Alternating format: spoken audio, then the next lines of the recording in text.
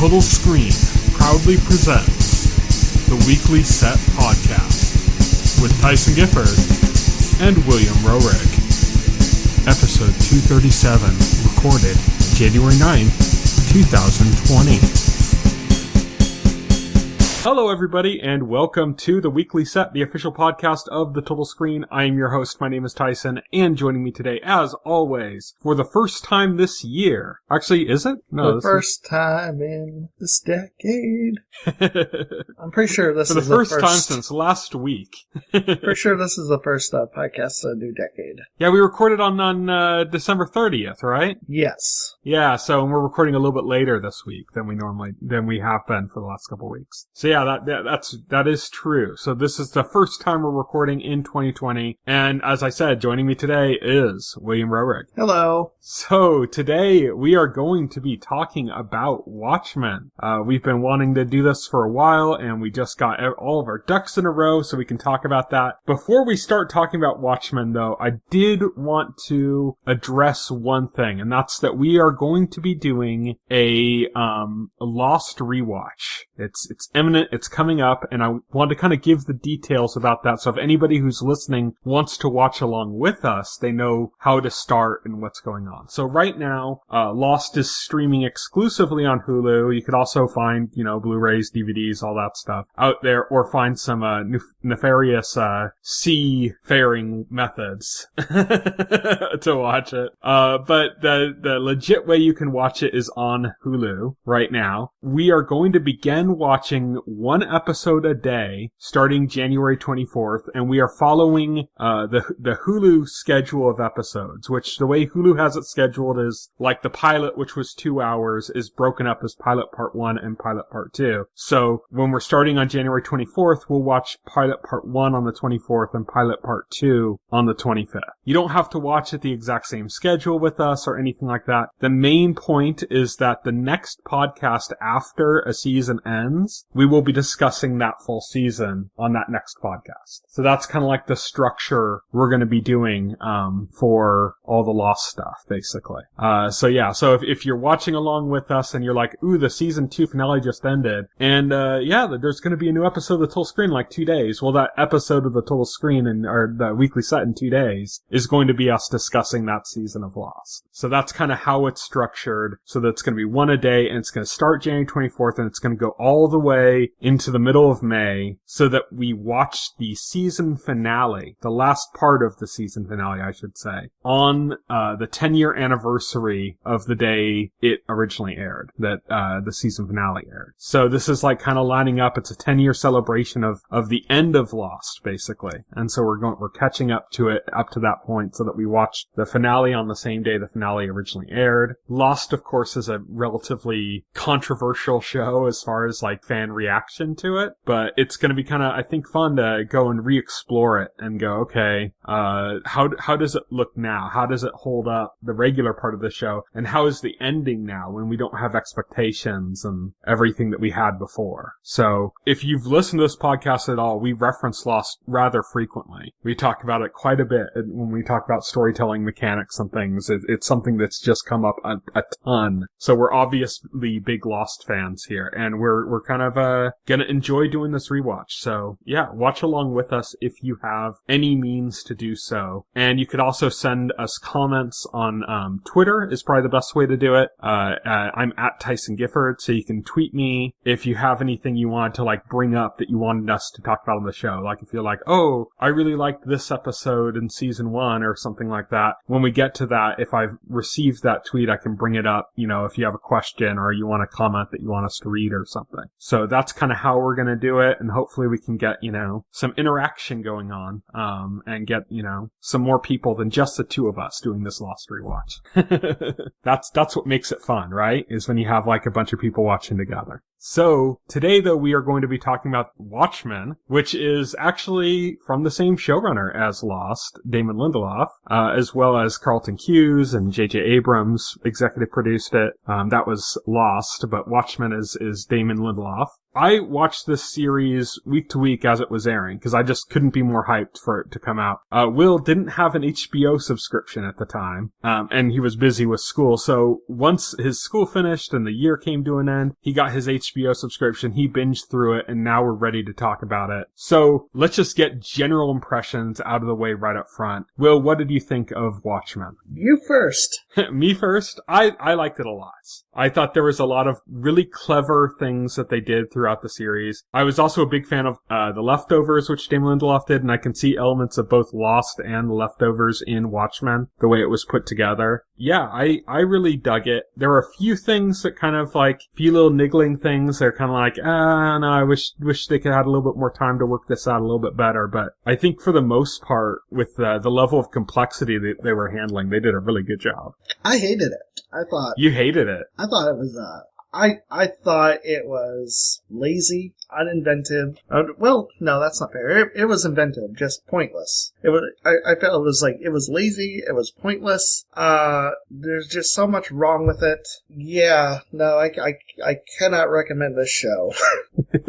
See, we're coming in from opposite ends of the spectrum, though. So, let's kind of break it down. Like, starting on the first episode, when did you start to, like, form your opinion on the show?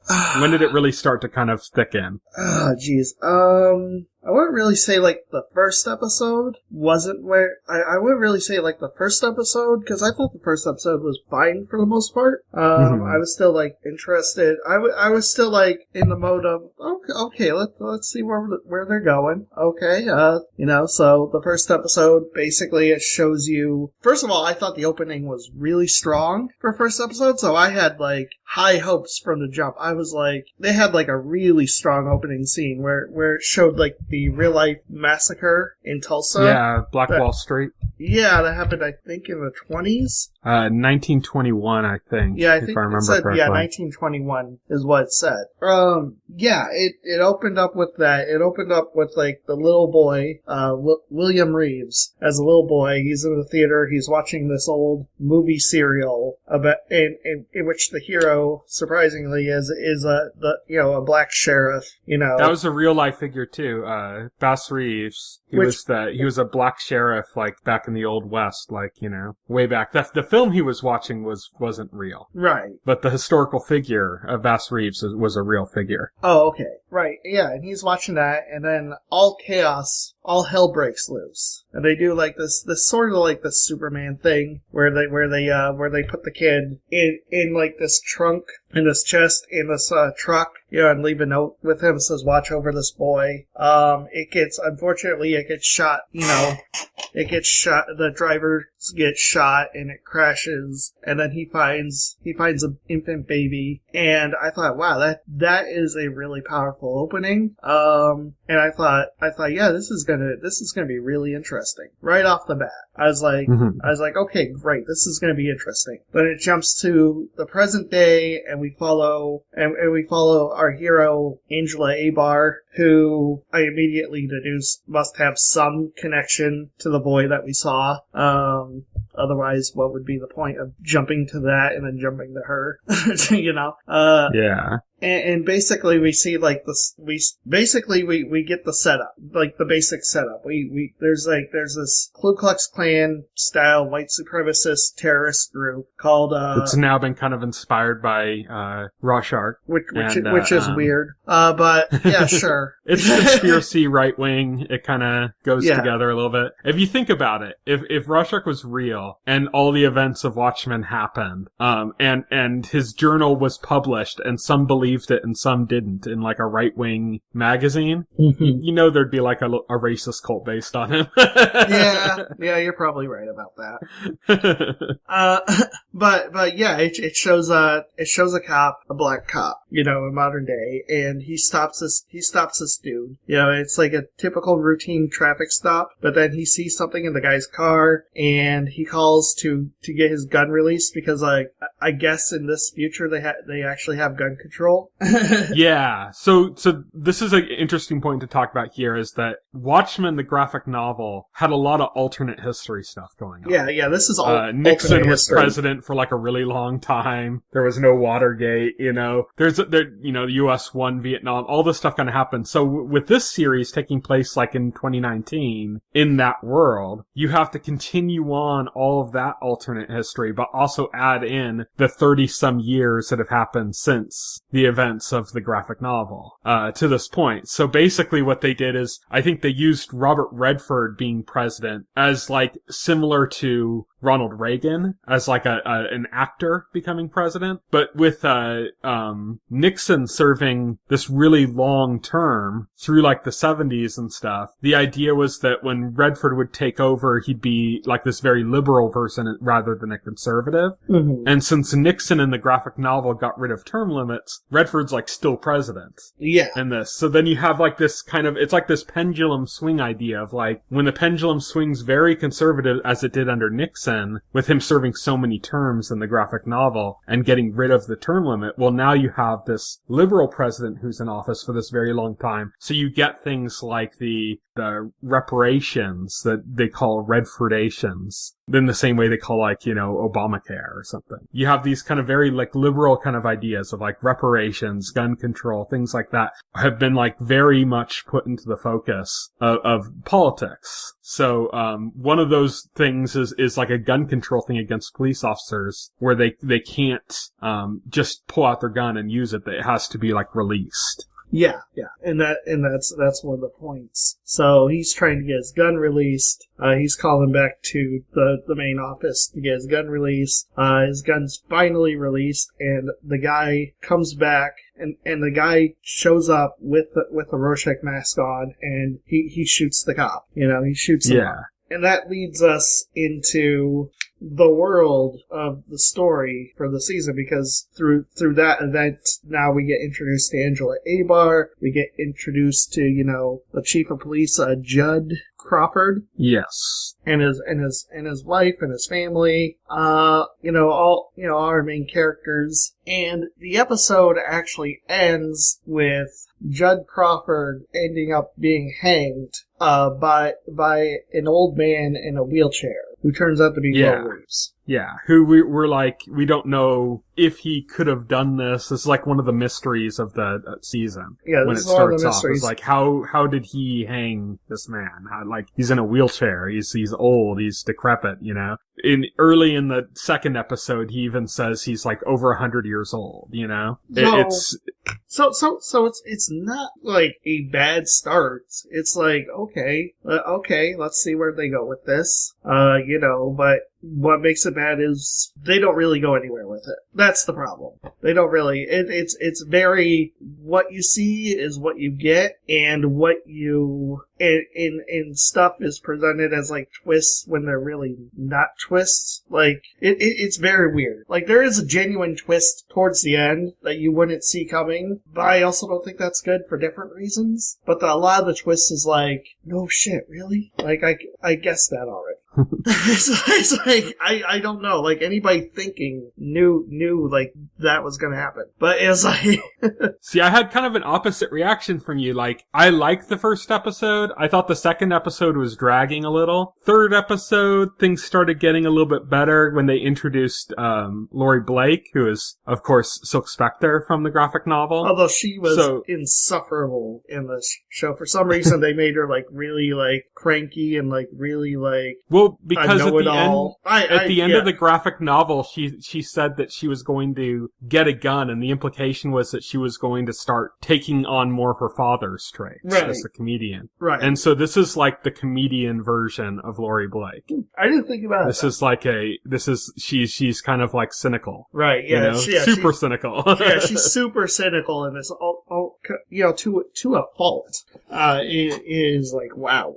Well, she's also walking around carrying around the information that Ozymandias murdered 3 million people, and this whole huge event that basically has shaped the world as we know it is bullshit. Right. And so she's been walking around with that in her head. There's some stuff that's kind of, hinted at or like talked about but never fully shown. Like they talk about Night Owl being like in some sort of a prison, but we don't know. We know that she takes care of an owl. Yeah. We know she takes care of an owl. That's an obvious reference. He's barely mentioned in this, by the way. Yeah. I think it's just a matter of that they didn't have anything for him, so they put him out. They left that kind of as a background mystery kind of thing that didn't really need to be answered. Right, exactly. And I was really bothered by it, to be honest. Some people were bugged by that, but I think honestly, if you try to imagine that season and then just add him in, it would be like, what? Yeah, exactly. Like he wouldn't fit in at all, yes, So much already doesn't work that they didn't need to add another thing that wouldn't work. So see, I disagree on it not working, but like I don't think that would work. So yeah, like I just don't think he has there's no place in which he fits into that story. Right, exactly. And if they had just done something like, they killed him off screen or something, that would be like really kind of lame. That would be shitty. That would, yeah. So I kind of like the way they handled that, but. So episode 3 introduced her. I thought it was more interesting. I thought the joke that ran through that episode that she was telling was like the insight into the 3 different heroes. And then being the 4th hero being her, the girl that wasn't noticed. I thought it was clever that they started it as like a separate joke about the girl throwing the brick in the air. And then they tied them together. Yeah, and then tied them together at the end, kind of like, you forgot about this. Yeah, and I thought that was a cool like commentary on a misdirect. I thought it was very Damon Lindelof to take something, go nowhere with it, and then tie it together with something else at the end. No, yeah, I'm joking. I say that in a good way, though. Yeah, it's a misdirect. It's exactly what it is. Is he told you the beginning of a joke, then said, like, oh, never mind that. Let me start over with another joke, and then as a viewer, you're like, oh, okay, that's just a character quirk for her, right? And you immediately dismiss the first joke. And then when it comes back and it becomes part of this story, part of this thing that she's supposedly telling to Dr. Manhattan, as this is what she believes she is possibly doing, that it kind of ends up telling this kind of parable or something that she's trying to tell him, which I thought was kind of interesting. That's when I started liking it a little bit more, but it was the 4th episode that I started loving it, and not for like any major story stuff. And this may be what you hated, I don't know, but it was all just the little super weird things that happened in episode 4. Like, Loop Man. Yeah, Loop Man was like, I was like, what the fuck was that about? And it's never explained. It's just there's some hints that Lube Man is that other FBI agent. Yeah, I read there's hints, but ultimately it's pointless. Even if we do, I don't see it as pointless. I just thought it was just a cool, weird moment. Like It makes sense in the world. It's not part of the story. It just makes sense in the world, But I liked that. Yeah, and there's like a lot of pointless shit in episode 4 because it opens with Lady True buying a farm off of 2 people in Tulsa. By the way, there are no farms in the middle of Tulsa. Lindelof. It's a city. There's no farms. The farms are outside of the city. Come on. Well, it was on the outskirts of Tulsa. Then it was in Broken Arrow. I don't know. I should have said Broken Arrow. I was like, I lived in Tulsa for 10 years. I know. Okay, so what you take offense to is how they handled the geography of Tulsa. Yes. No, not really. No, I can't give a shit. But the scene was obviously like she buys this couple's farm. They can't have a kid, and she genetically made them a child from their own genetics. And the deal is, you sell me the farm right now, and I'll give you your own child. And they do it, and then this meteor. So you didn't like that scene at all? Comes out of the sky, and they go, "What's that?" And she says, "Oh yeah, that's mine." And no, because it was pointless. It was it's this cute little Superman reference, but it has nothing to do with anything. Yeah, it does. That's when Ozymandias landed. And I'll tell you the problem with that.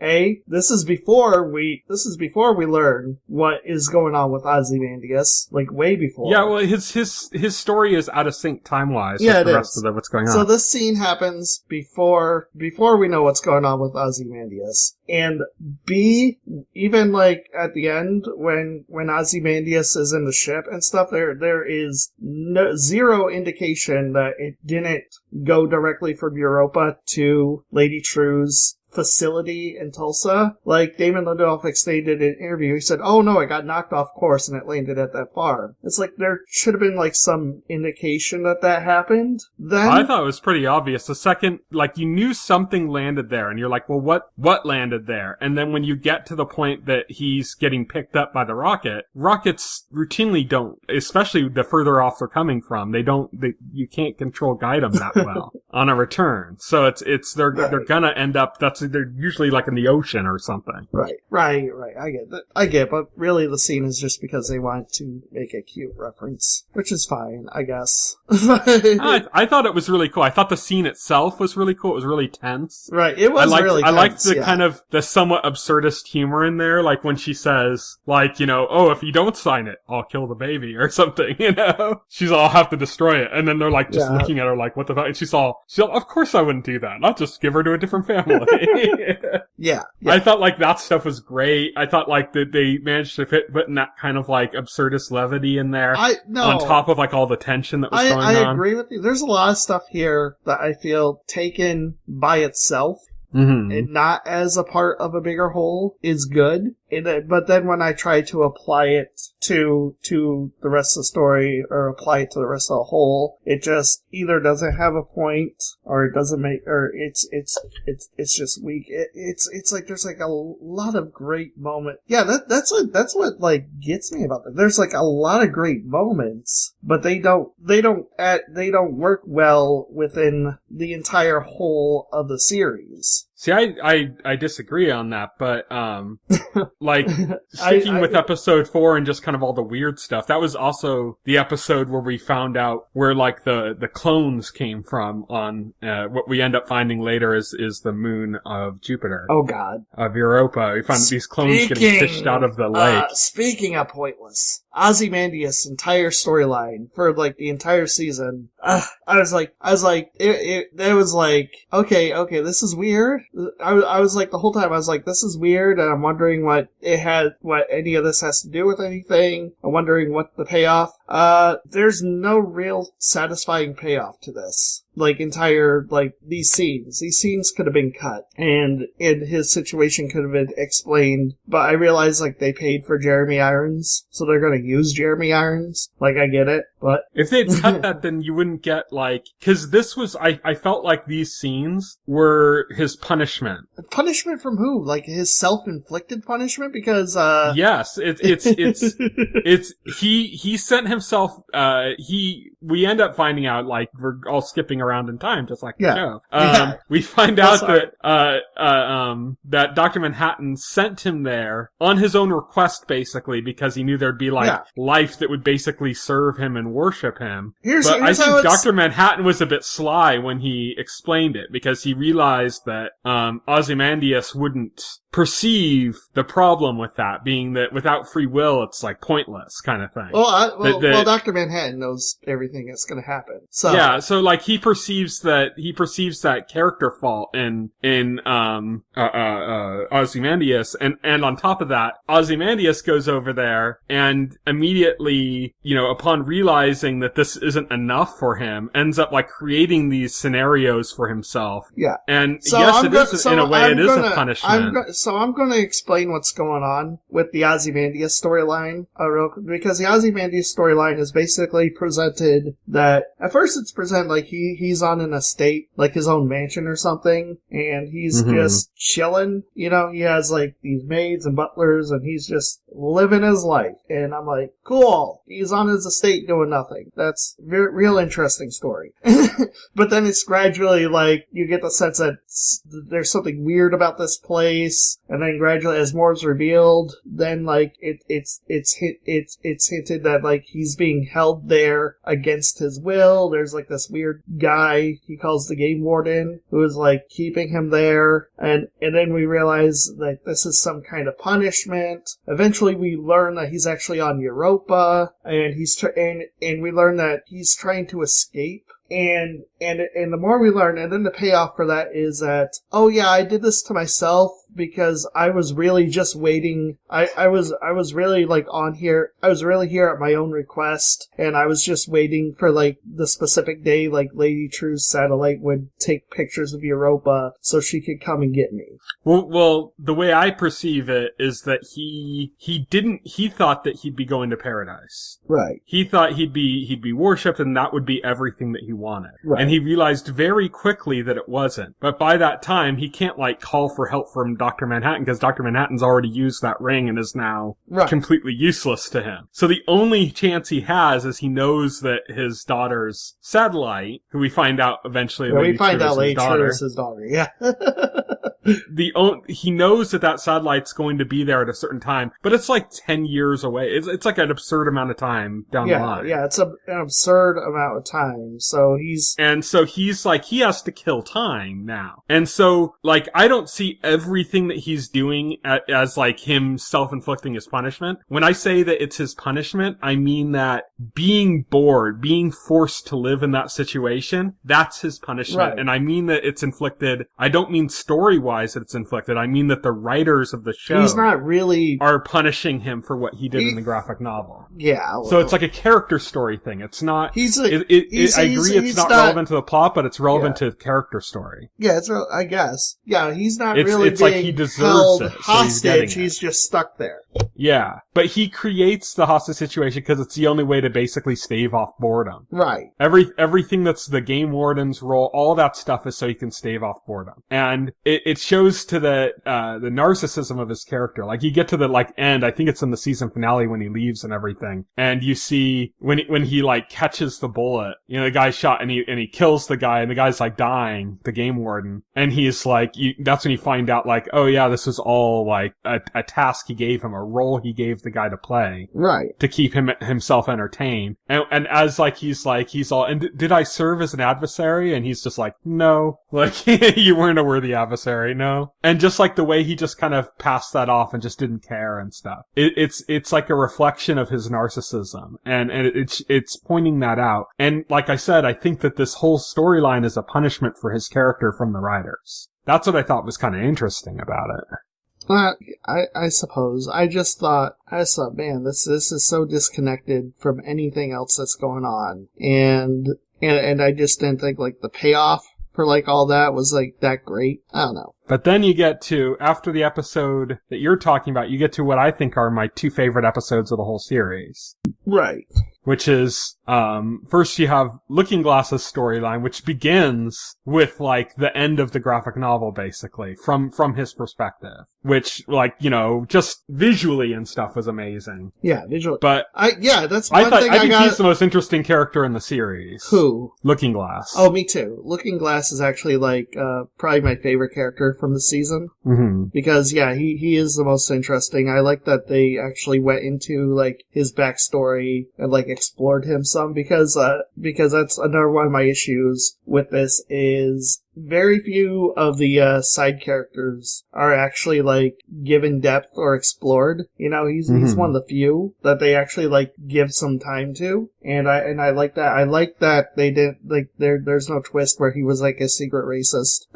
Yeah, definitely. That would have ruined his This is what character. a lot of people thought when they saw him. I think just because of his accent and stuff. That people just assumed he was going to be like a racist character. Well, but I think his story was super interesting, and I love that episode. I just loved that episode from beginning to end. Every aspect. I can agree with you there. That was like one of my favorite episodes of the season. And the ending too, I love. Just like I love the way he threw out the alarm at the end, which is the end of a character path for him. Yes. Then he goes back and takes it. And then the 7th Cavalry runs down his garbage can and comes out, like, armed, you know? Yeah, I was actually pissed at the ending because, like, I actually thought, like, they killed him off because I was like, oh, sure, go into, like, all that detail and then just kill him. Yeah, okay, great. Thank you, show. Like, but they didn't. The one time you made me happy, you had to go and ruin it. But they didn't, so it's good. Yeah. But that's what I was thinking at the time. Also, God, that episode has, like, one of the most the biggest no shit Sherlock twist in the series, which what I'm talking about with this show's twist, where, like, there's this, senator from Oklahoma. He's the one who sends Lori, like, the FBI agent down to Tulsa to work on the case, you know, to work on the 7th Cavalry case. And then it turns out, oh my God, he's the head of the 7th Cavalry. Like, wow, no, I'm mind blown. But they didn't play it off like a big twist, though. Like, they even played it off kind of dismissively. With, like, Looking Glass saying, are you even gonna bother hiding your accent or something? Yeah. I was like, I didn't take the like Republican senator is, like, the biggest, like, racist of all the racists. No. I was just but what I did like about that was the way that they portrayed the 7th Cavalry as being a little bit more advanced than we had initially expected. And I thought that was straight up Lost. Like, that reminded me of in Lost when they had when they discovered the base of the others, or one of the bases of the others, and found all, like, the theatric stage makeup and stuff for how they made themselves look like they were all, you know, like hermits or something on the island that, you know what I mean? You remember that in Lost? Yeah, I remember that. Where, like, they had presented the others as being these, like, you know, they're barefoot and they wear, like, you know, ragged clothing and they have, like, long unkempt hair, and it's like they're these, like, mystical presence on this island or something, until you get to that episode when you see, like, it's like a stage and they have, like, you know, stage makeup and stuff, and that this isn't actually who they are. And like, I got flashes of that here when he goes into that building and then he stumbles onto the church set. That they'd been looking for this church all across, like, Oklahoma, basically. Yes. And end up finding out that it's just this set inside this building with, like, stage lights and stuff, you know? It's all faked. Like, the whole, like, kinda, the lo-fi aspect of the 7th Cavalry is just this militia kind of group is bullshit. It's a lie, you know? Well, I thought that was really cool. That reminded me of Lost. No, they got, like, this technology, but they're still like their leaders are intelligent. They're still a lo-fi dumb fuck group. Some of them, their soldiers are, but their leaders are intelligent. That was the main thing, because it wasn't just the senator, but also Judd Crawford. Yeah, the senator isn't portrayed as very intelligent, actually. I want to tell you that right now. He is as much of a dumb fuck as any of them. And that is especially hammered home in, like, the finale. That's like really, like, pointedly hammered home. I don't know if it portrays him as being stupid so much as, like, arrogant. Well, he's arrogant, but that's... Yeah, but I don't see it necessarily as stupid. I see it as a fault of his arrogance. You could say so, but then in that case, then any really smart person that lets it get to advantage of them is stupid for that. You know, like, it's a different kind of intelligence. Right. Because, I mean, in that sense, Ozymandias is stupid, you know? No, but he's actually intelligent, because he wouldn't do something stupid like that. He's arrogant, though.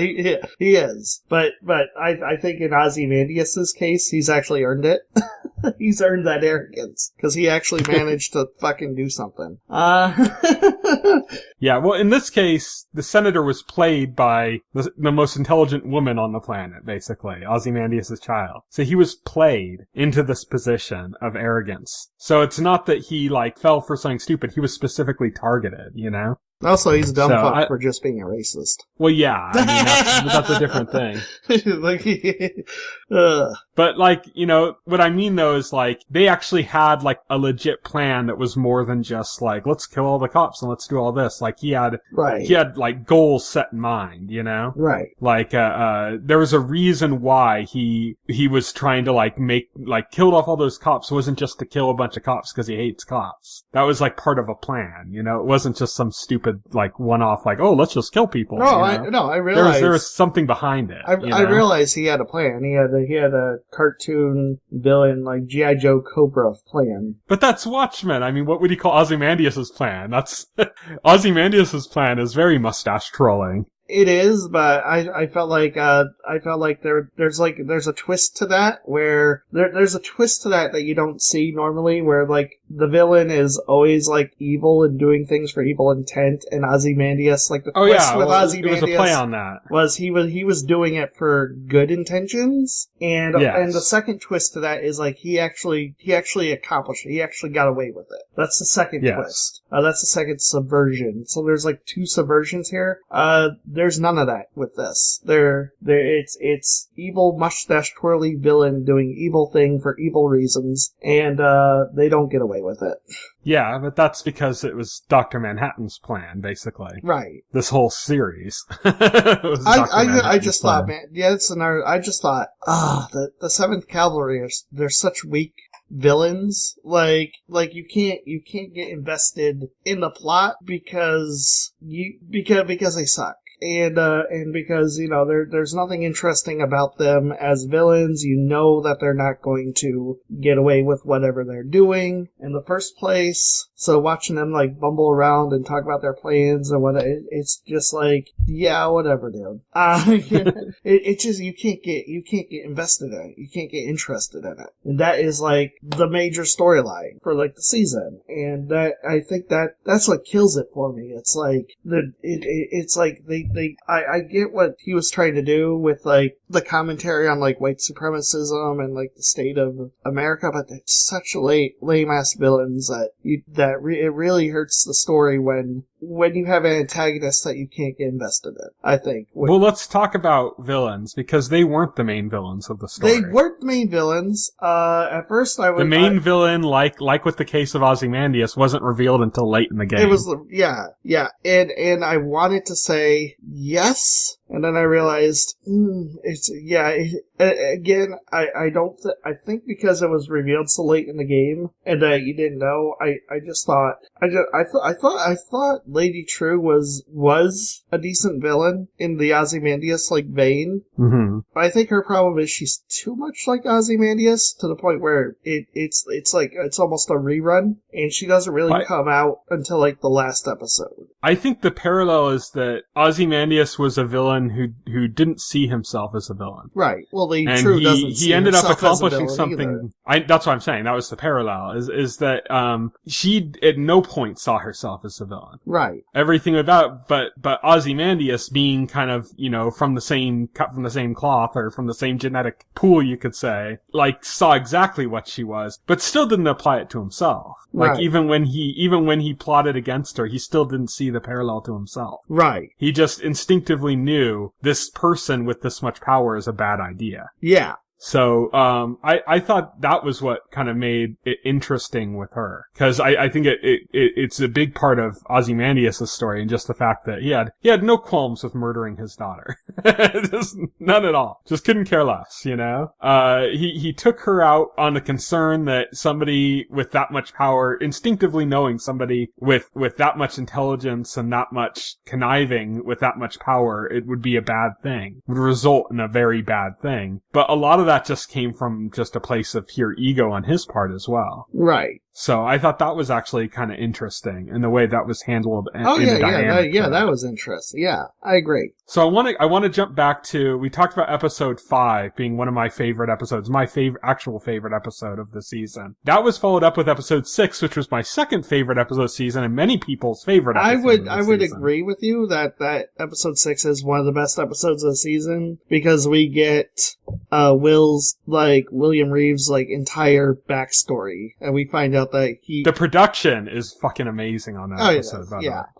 Oh, totally. The way they replicated the look of black and white film and stuff is amazing, because it's not just that they shot in black and white. It's the way certain fire effects looked and stuff looked like a movie from the 1950s. We also don't get his backstory. We get the backstory of the 7th Cavalry as well, and we find out that through William Reeves' backstory that 7th Cavalry is is basically this white supremacist group called Cyclops. That has apparently been working, like basically a full-on division of the Ku Klux Klan, because you see them in Klan robes. Yeah, they're the Klan. They're the Klan. Yeah. Yeah, it's like they're like a group of the Klan, you know?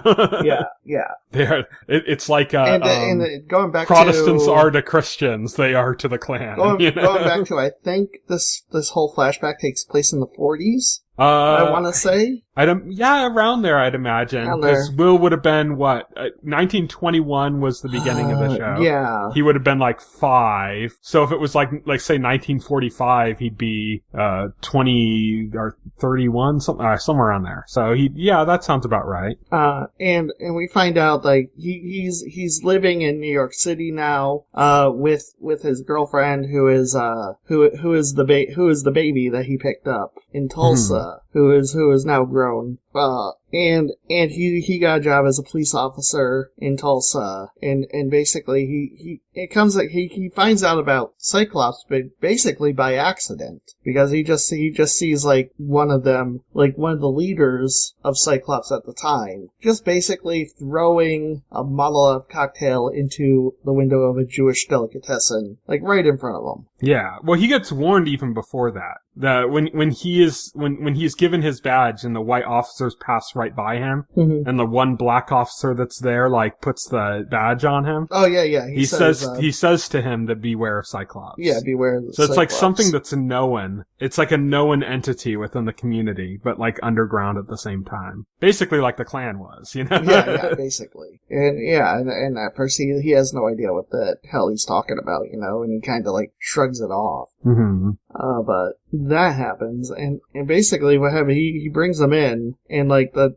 officers take him away to book him, but they make like the symbol, like the OK sign on their forehead, you know, to each other, and you're like, that's weird. And yeah, well, there's a reason for that. It's because like those cops are members of Cyclops as well. Yes. We find out. And what happens is because Will... It's basically their Hail Hydra. Yeah, it's basically their Hail Hydra. And because Will interfered with one of the, Will interfered, the cops come and they string him up and like basically hang him, and then they cut him down because that was a warning to stay out of their business. But the only thing that does is that motivates him to go after them, to take things into his own hands outside of the law. And he becomes like the one character without any background story from the graphic novel. Yes. Hooded Justice. Which I thought was fucking brilliant. I thought that was brilliant because Hooded Justice, like, the way I imagined Alan Moore designed him to be was a very, very obvious reference to white supremacism and Alan Moore's belief that early superhero comic books definitely took cues from like very racist history of this country. Alan Moore's actually said that. He said superhero comics are steeped in white supremacism. And so I always figured that the design of that character when he showed up in the graphic novel was like a more than obvious reference to that, you know. A reference to lynching, but from a different angle than what this actually Damon Lindelof takes that and he turns it on its head in like a really creative way. Yeah, it's one of, like, I like the series, you didn't, but we're pointing out things that are good about the series and stuff. This is probably the most clever thing that was done in the series. Oh, I agree. 100%. Yeah. So basically, he takes all of the symbols, the noose around the neck, the bag over the head, all these the rope around the hands, like they're tied together, which was like, again, as you said, from Alan Moore's perspective, a sign of like somebody embracing the symbology of lynching, but from the perspective of like a white supremacist. Whereas in here you find out like, oh no, this is like what he happened to be wearing because he was lynched. You know, because he was lynched and let down, he had the noose around his neck. Because he was lynched and let down, he had the ropes on his hand. Because he was lynched and let down, he had the bag that he put over his head to hide his identity in that moment. So he like owned all of those aspects. He became Hooded Justice, this character that was like I said, the only character without any real background in the graphic novel. And then to top that off in the episode later on, they do the whole whiteface thing, which is really interesting too.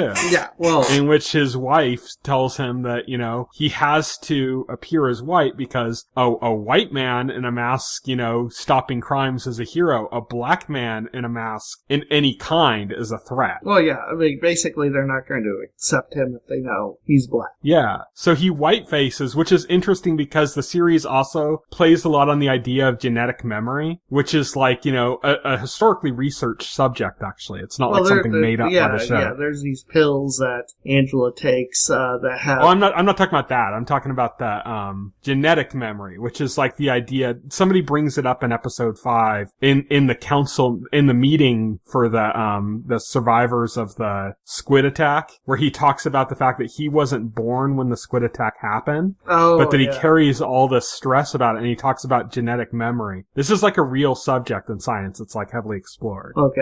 The idea that like serious trauma can actually imprint in DNA.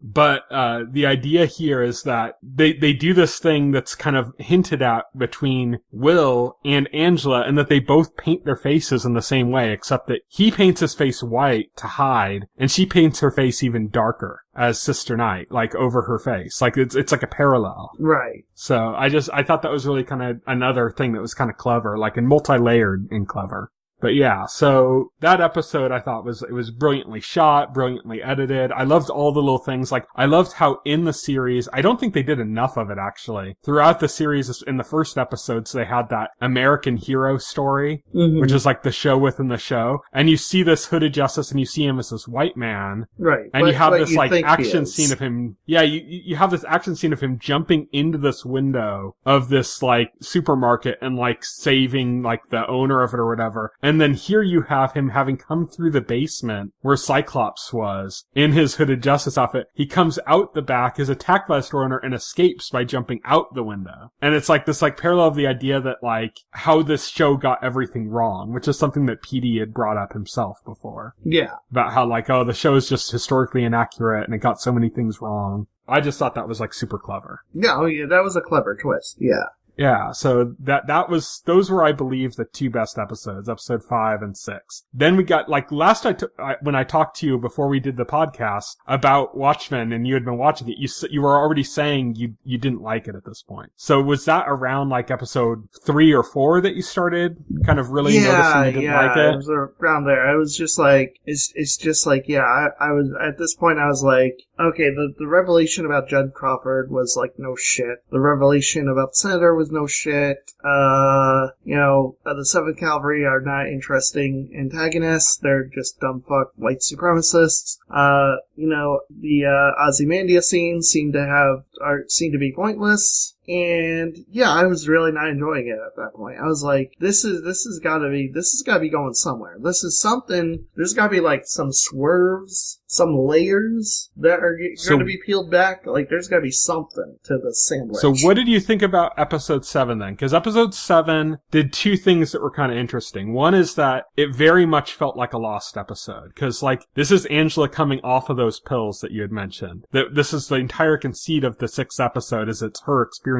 Will's memories because she's taking these pills that give her these memories. And in episode 7, she's coming off of them, and in doing so, she's reliving some of her own memories. So I think it's very Lost-like the way they handled that, like a flashback episode of Lost, showing basically the tragedy of her life. You know, like the way like she reunites with her grandmother and then her grandmother literally dies while walking around the car felt very Lost. Yeah. Oh yeah. That like felt like something you definitely see in Lost. It had that like character story of like a Lost episode, which I really dug as a huge fan of Lost. But then that episode ended with like the huge reveal that Dr. Manhattan had been living on Earth in the guise of a human. Oh god, this is a thing.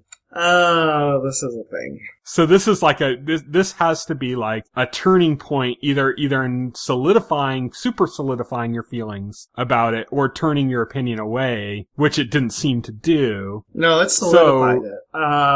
And I would say episode 8 solidified it. Because I would say episode 7 was, it was interesting. It went into her backstory. I thought, okay, there's some stupid, she's hooked up to an elephant for some reason. That's never explained. Like, literally never explained what that's all about. Well, there's two things that's there. More One Lindelof is weirdness that he doesn't bother. Well, there are two things. One is that Lady True is based off a mythological character, from Vietnamese folklore who, it was associated with elephants. Okay, so that's part of it. There's also the idea of an elephant never forgetting and it having to do with the memory. And that the elephant is like a tool for that. But then there's also stuff like the logo for True Industries is an elephant. Yeah, that's something I didn't notice until after. It's still, what's the functional point of her being hooked up to an elephant? Like, I get the symbology, sure, but there's no point to that.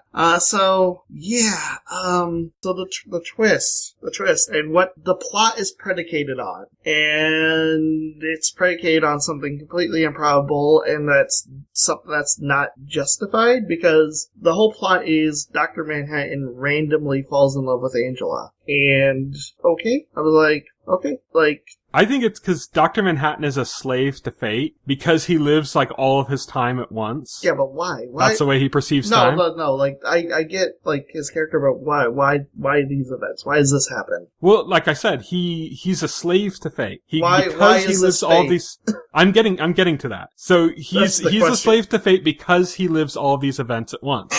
So the idea of changing an event to him doesn't occur to him because he's a slave to fate, because to him it's already happened. It's happening. Sure, I can accept So like, even that. though he's powerful enough to turn around and kill the guy that's gonna aim the gun on him that zaps him away, he could easily have done that and he knows it's gonna happen, so why doesn't he do it? It's because it already happened. Sure, and I can accept that. So like he's, that goes into like, Ozymandias saying that he has no imagination, Right.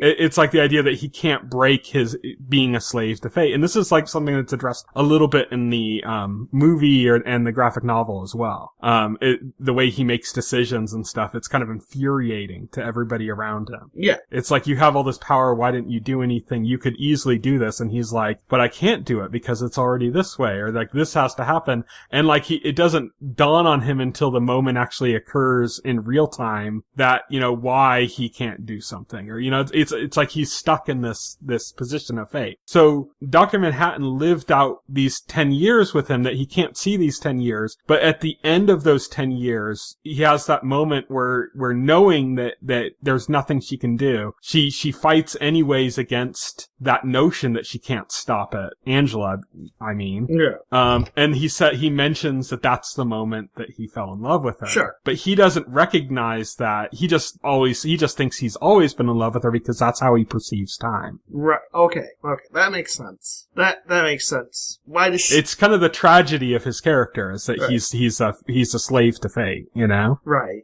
I get it. Like the way you explain it. I don't know. I just think this is one of the things where I think it just happens because that's what the plot dictates. It's like you call it. You're right. You're 100% correct in what you said. I'm not going to contradict you, but I think also in a way it's being a slave to the plot because Damon Lindelof's decided we have to include Dr. Manhattan and we have to incorporate him into the plot and we have to like make the plot Dr. Manhattan centered somehow. And I just don't think I don't think creatively for what he put on the screen, I don't think he did a good job selling that. And it just comes off as like this stuff is happening because the plot dictates that it happens this way. And I just thought it comes off as very unearned.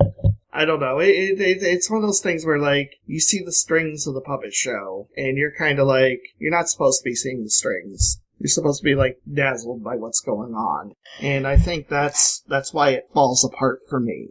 Okay, so that's basically the the cinch point for you, basically, where everything falls apart. Yeah. Because that becomes like the plot for the rest of the season. Right, exactly. I had a few issues with the finale. Even though I love the series, there's a few things that I had issues with at the finale. I agree that all the Dr. Manhattan stuff could be frustrating, but it was in the graphic novel as well. Well, it's his character. I remember it being frustrating aspect of his character. Yeah, I agree that is his character. Like, they are writing him true to his character. It's just... I'd say the one thing that really frustrated me in the season finale was the way they took out Lady True. Oh, yeah, with the frozen squid. I think there was a lot of inconsistency there. Like, first, Ozymandias basically said, like, oh, it was gonna wipe out basically like a whole city block. Yeah. It did nothing even close to that. Right. Second, it's like, it almost seemed like it somehow targeted directly at her. Like, 'cause she, like, her and right. The damage that occurred around her was like the only real significant damage. I think that they had a missed opportunity. That should have been a much more devastating event. It was supposed to, like, fall all over Tulsa, like, all over. Yeah, that should have been a much more devastating event. Yeah, it was, like, very localized. Because, again, that's like, what the plot called for. Yeah, like, that's... I think the failing there was that they didn't ramp up the destruction that caused. I don't think, like, having that squid attack I wonder if that was, like, a budget issue or what, like... I don't know. Like, maybe they thought they had what they needed to convey that, and then when they put it together, they realized, oh, yeah, we didn't really do as much here as we needed to. And by that point, like, they would have had to do a bunch of reshoots and stuff to get it right, and they just didn't, I don't know. Maybe they thought they did it perfectly, and they didn't consider that a problem. To me, the issue was not, like, the plan to use the squids frozen as, like, a Gatling gun from space, basically. I don't think that was necessarily the problem much as it was just that it didn't have the devastation that it promised. Right. And it just seemed to, like, hit things that needed to be hit, and that felt a little weak to me. Like, there should have been more of a cost for that, Like, it should have been another, like, holy shit, this caused, like, a lot of deaths besides just Lady True, Right, yeah. It apparently only killed, like, Lady True. Yeah. I think it might have killed some of the police officers, because they showed a bunch of them down. But, like, not all of them. Like, you think, like, everybody in that direct vicinity would be dead. All the white supremacists got vaporized before that happened. So they're all Which was dead. Satisfying. Yeah, that's always satisfying. Can't complain about that. But hey, and you can't complain about the way they killed Senator Keene either. No, because like I said, he's a dumb fuck. But see, the thing is True. He kills himself. Is what he does. Yeah, True. That's where True becomes an interesting character, because she's a villain who doesn't realize she's a villain, but at the same time, she's, like, reveling in what she's done to this white supremacist group, which is, like, deserved. Right. But it's scary at the same time that, like, how just unaffected she is by, like, death and stuff, and, like, how she can just, like, laugh in the loved ones' faces as she, like, reveals death and stuff. It's like, yes, it's deserved, but there's, like, that lack of emotion is kind of scary. Right. Well, yes, she's a sociopath, and I think exactly. I think we realized that early on, But it's a fun sociopath. Yeah. Because watching her taunt, like, it's scary that she has no emotions connected to it, but it's hilarious the way she mocks the people as she, like, opens the door and Senator Keene pulls out, Right. I actually kind of wish they did more with her. She was one of the more fun characters in the show. I think Lindelof said that was his only, like, real regret. Yeah. With the series is that he didn't do more with her. Like, that he wanted to, and they just... This is the issue of making a show, like, there's a lot of things that people don't consider, and it's not just the idea of, like, fitting together the pieces or having the budget or having that, but it's a lot of it's about pacing. If you give a character a moment to really shine, does that moment hurt the pacing of the overall story? Right. And if it does, then it's gotta go. Right. That's just the way it is, Like, it's gotta go because it hurts the pacing, and that's gonna hurt the overall thing. All of the kind of, like, side plot kind of stuff that's, like, long, like, episode long in Watchmen is deeply relevant. Like the Will Reeves storyline in episode 6. Oh, yeah. You know? Yeah, that's it's deeply relevant to the plot. It's important to it, so it needs to be there. And then the other kind of side stuff, like you didn't like the Ozymandias stuff on the moon, but those were like short pieces, you know? Yeah, they were short pieces, but man, I don't know. I was like, yeah, I'm not sure. I don't know, man. And like, it ended and it had the Inception ending. The whole series had the Inception ending. Basically, Inception ended with the top spinning, and you don't know if the top was going to stop or keep spinning. And the idea is you didn't know if he was in reality or not. Oh, God. You had to like make that determination. Oh, God. For yourself. Yeah. It had like the fucking stupid, unnecessary Inception ending. Fuck that ending. See, I don't think it was a problem because I knew, like, in my opinion, there's no chance that she didn't inherit the powers. Yeah, no, I know, and that's the problem. Like, it's but not really. I think it was a good point on where to cut it, because if they had showed her achieving the powers, I think it would have been kind of like cheesy in the way like the first Matrix was cheesy when Keanu Reeves like flew off into the sky. You know, I don't think that like unnecessary. I don't think that should have been a thing in the first place. I don't think she should have gotten Dr. Manhattan powers, or they teased that or anything. Like, do you think she shouldn't have gotten it in service of the plot, or do you think she shouldn't have gotten it because it doesn't match her character, or what's the main reason you think that she shouldn't have gotten? Because I think she's interesting as a human being, and that she doesn't need to like have god powers. Like, because making her Dr. Manhattan, I think like if they did a season 2 with her and she's like has like God Dr. Manhattan, would make her like a less interesting hero, because what makes her interesting is that she's human. Yeah, I don't think there's any plan to do a season 2 of the show at all. Right. And if they did a season 2, like Lindelof has said, something more along the lines of an anthology series. Okay. Well, that so would be like good. It wouldn't really reflect. Yeah, that would be on my that, I would not want to see a continuation to this story, to be honest. I think it's done. It's done, and yeah. That was his goal. His goal was to have a complete story. Like he basically, and the reason he stated that the reason he did that ending with the you don't know what happens or not is because that's how Watchmen ended. The graphic novel was with the man's hand hovering over Rorschach's journal. Sure. And you don't know like what that means, basically. Yeah. And so that's kind of that's why he did it. So like it may be seen as something that was like unnecessary, but it was like in service of honoring the original, I guess. There was a lot of things he did. He actually went like out of his way to do that. And that's also a problem in and of itself, because it makes it look like it makes it come across as fan fiction. I've heard some people say that, and then I've heard a lot of people that said that also, that they liked it despite that. That like some people like fan fan fiction. They anticipated it as fan fiction, they enjoyed it. Right. I guess it's just like the lens that they went in with, maybe their expectations. But, that they loved it as fan fiction,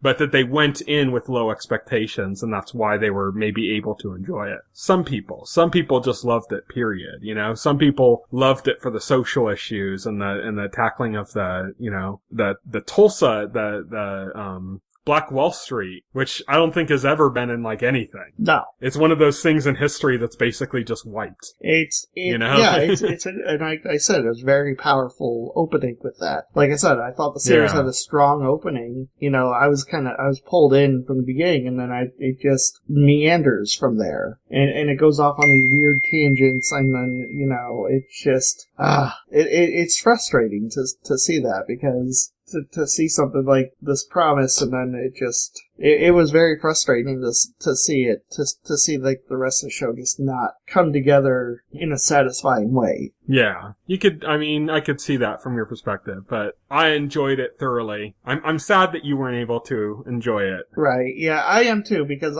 I'm disappointed. I'm just as disappointed, because like I was excited. I made like every effort to like enjoy this. Like I just kept saying like, it's not over. There's more stuff coming. You know, this is gonna be like, something's gonna happen. It's gonna like transcend all the material, and I'm gonna be like, this is amazing. And it doesn't happen, and I'm just like, I'm frustrated. Honestly, I'm gonna have to say this was a disappointment of the year for 2019. You got your awards for next week. You got your first award picked out. I got my first award picked out. Oh, yes. So more disappointing. Now you're going to start internet outrage. More disappointing than Game of Thrones season 8, huh? Yeah, because I don't know. I think, unlike this, I think Game of Thrones season 8, like, kind of met my expectations for Game of Thrones. It did. I knew what to expect. It wasn't very, despite people, like, being upset, it wasn't very different from Game of Thrones season 7. It wasn't much different, so I don't know. And so a few little tidbits to go over before we close out. Just kind of things I want to talk about. You didn't even like the giant blue dildo? That was there just to be there. Let's face it. Goddamn. That fucking dildo. They just put that there to have that there. Yeah. How about the score by Trent Reznor and Atticus Ross? It was pretty good. Like I said, what I found weak was the story, which unfortunately is the most important thing. But like everything else surrounding it, like the acting, the production, like the editing, the camera work, the music, the score was... The dialogue? No, dialogue sucked. Most of the time. Because there's a difference between plot writing and dialogue writing. Dialogue. So you didn't like the dialogue writing or the plot writing? So, some of it can be insufferable. Like in episode 7 with Lady True, when Angela wakes up and Lady True's like, I know what you're gonna say. You're gonna say this, and no, I know what you're already gonna say. I'm like, shut up. We know you're smart. Just talk like a normal person. I love the dialogue writing too. Like I loved, like Looking Glass was made so well because of the dialogue writing. Yeah. Looking Glass had some good dialogue. I should say like it's some characters more than others. Like Lady True and Lori dialogue really grated on me because it was because Lori's character, I get like she's cynical and jaded, but like some of her dialogue is like I'm just like, talk like a normal person. We know you're cynical. So I know the real reason you didn't like this series, and it's just because there wasn't enough Lube Man. Yes, yeah, Lube Man should have been on like every episode, or they should at least like acknowledged it in something like. I don't know. But yeah, I think it's good that they did it like that though, because it's just like a what the fuck moment. It was a very what the fuck moment. And I think it's a lot of times when you have moments like that, when you over explain them or when you give too many details, you realize that it's not that big of a deal. It was just like a fun thing. And then when you over explain it, you hurt it, Yeah, I think I was just annoyed by that because like I was annoyed at the time by the story in general, and then here's this what the fuck thing that doesn't help, and I think like if I was enjoying the show more, I probably would have like enjoyed that scene like the way you saw it, like I would have had fun with that scene. But since I wasn't enjoying it, it was just like this what the fuck thing, and it just happened to annoy me more that it was there. See, I wonder also, and this is something I always wonder when a show is binge watched versus watched week to week. Right. And we've brought this up before when we've talked about like Westworld. That like there's a lot of people online that absolutely love Westworld and didn't have any problems, and we liked Westworld too, but yeah, we liked it just that didn't have any of the problems that we even had with it. Right. Or like the even way more problems that other people had with it because they binge watched it. And they got it all in at once. And I remember when I was watching this, I was saying, this is like the opposite of that. Yeah, we were Watchmen is watching the opposite of a binge show. Oh, okay. You think... Because Watchmen is one of those ones that like, something like episode 4 happens and there's all those what the fuck moments in it. And to you, they're like distractions and they're like, what the fuck? To me, it was like, that was like a lot of fun talking about that. Like through the week, going like, what the fuck is this? Who's this? Who do you think that guy is? So you think... They're babies? They're microwaving babies and turning them into people? Like, what's going on? Like, that kind of like, what the fuck moments became like part of the fun of the You show. think I would have enjoyed it more if I was watching it week to week and discussing it? I don't know. Because I don't know if the problems that you have with it are so fundamental that like, how you watched it would have no effect on it all. Or if the way you consume it being differently could have helped. I don't know. Right. Yeah. Like that's the thing that's interesting. Like there's not enough balance because it could just be that no matter how you watched it, you'd have that experience. It could be that if I had binge watched it, I would have come off hating it just like you did. We don't know. Yeah, I don't know. Yeah, I mean, I'm saying from my vantage point, I'm thinking like it would have been more insufferable if I had to wait a week between those episodes just to get like those payoffs. But I don't know. Yeah, I honestly, yeah, I don't know. There's a lot of discussion about that, like people, it's funny when Netflix brought up the binge watching model, like dropping the whole season at once, everybody was like, why doesn't everybody do this? And then like when Disney Plus and some other, streaming services started releasing one episode a week, like with like The Mandalorian, for example, people were like, see, this is why Netflix isn't good. Because they don't get the value of releasing week to week, And it's like, dude, aren't you the same person that two or 3 years ago wrote about how the binge model was like the best model for television? Or there's like this weird like pendulum shift that happens with it, and maybe it has to do with the sheer amount of TV we have now, that like having a whole season drop at once feels more like of a negative than it did when Netflix first started doing it. But it's interesting, and it always comes into play in discussions of things like Westworld being maybe better as a bingeable series. And for me, thinking Watchmen was really good as a week-to-week series. Whereas, like, I don't know, like I said, we can't say, like, oh yeah, if you had watched it week to week, then you would have magically loved it. We don't know what would have happened, because that's a reality that doesn't exist. Until we wipe your mind and restart you over on Watchmen 1 week at a time. Yes. So yeah, so that was Watchmen. You can tell from the discussion, we pretty much stated it pretty clearly. I loved it. Will hated it. If you want to, you can let us know where you fell on it, or what you thought of the season. You can contact me on Twitter. I'm at Tyson Gifford. You can contact Will. He is at Voxel Hero. So you can send him tweets saying, you're wrong, or you can send me tweets and go like, you're not critical. You can scream at me on Twitter or something. Yeah. We love being screamed at. It's our favorite pastime. So, that's it for the show, basically. So, here's what's coming up in the week ahead. We're recording this on Thursday, January 9th. A lot of shows are coming back from their, mid-season hiatus. So, Carol's Second Act, Evil, Young Sheldon, The Unicorn, all back on CBS, as well as Mom. The Good Place returned on NBC, as well as Law & Order SVU, Perfect Harmony, Superstore, and Will and Grace. All those shows back on NBC. The only one of those that I think of all of those shows that I just named that either you or I even give any shit about at all is The Good Place. Yes.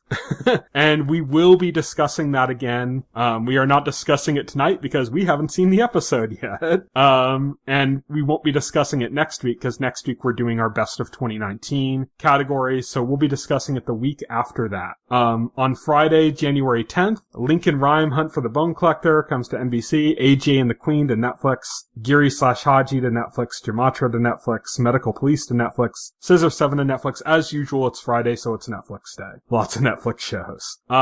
Yeah, I don't think there's anything particularly there that I'm interested in. AJ and the Queen is a little interesting. It's like a RuPaul series about like a kid that's traveling around with a drag queen, but I probably won't even watch it just because, like, as we've mentioned many times, there's too much TV and you have to kind of narrow down to like your exact taste, and that isn't my exact taste. Anything there interesting to you? Not really. On Sunday, January 12th, Sandition miniseries comes to PBS, and The Outsider comes to HBO. You're a Stephen King fan, right? Yeah. So, have you read The Outsider? I haven't. Are you interested at all in the HBO series? It looks decent from the trailer that they played before Watchmen. Yeah, I mean, I'll watch it. It's got Jason Bateman, right? I mean, yeah, it's pretty decent. And it looks good, but it's, again, one of those cases where I'm not sure it's my exact interest. And that's kind of the state we're in right I'm now. not, like, super hyped for it. I'm not, like, saying, I didn't even know it exists until I watched Watchmen, and I saw a trailer they ran before it, and I'm just like, it could be good. All right. It's one of those things for me where it's like, it looks good, but at the same time, I'm like, I haven't even watched past the first episode of the new season of The Expanse yet. Right. So it's like, I got other shit to do. Monday, January 13th, The Good Doctor returns on ABC, and The New Pope returns on HBO. On Thursday, January 14th, CW Day, Arrow back on the CW, DC Legends of Tomorrow returns on the CW. That's the only Arrowverse show that I watch now.